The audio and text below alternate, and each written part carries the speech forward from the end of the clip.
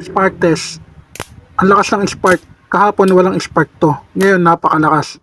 Na-repair natin na sirang battery. Battery tips. Turuan ko kayo kung paano mag-repair ng battery na na-stock ng matagal. Tulad dito, 3 buwan na stock. Nung gagamitin na yung e-bike, ayaw mag-open, walang power. Pinacheck nila sa technician, ang sabi, sira na ang battery. Kaya ang sabi ko naman sa kanya, magbaka sakali tayo, baka ma-revive pa natin ang battery mo. Dahil 2024 pa lang ito. Ito, testing natin, spark test. Ayan, may spark, napakahina. Kaya naging suggestion, palitan ng battery. Kasi mahina nga ang spark. Dahil wala pa silang budget, nagbaka sakali silang ma-repair or ma-revive pa ang battery nila. I-check sa tester ang voltage kung pwede pang i-repair or i-revive yung battery. Tulad nito.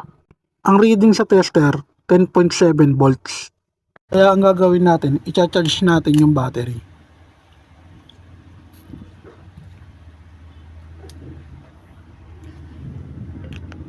Kumain ka agad ng 3 amps oh.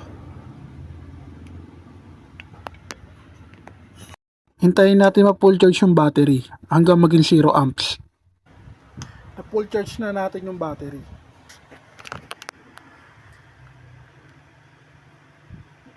Check natin sa spark test.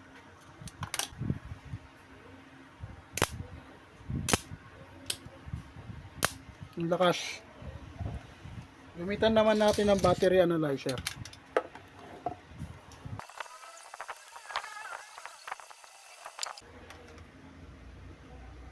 $12.98.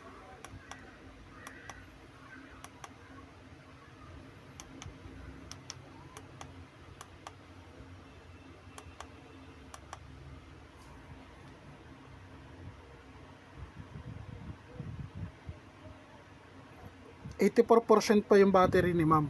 Kaya hindi pa dapat palitan to. Magagamit niya pa to ng mga ilang taon. Makakapag-ipon pa siya. Yun lang ang tips. Maraming salamat.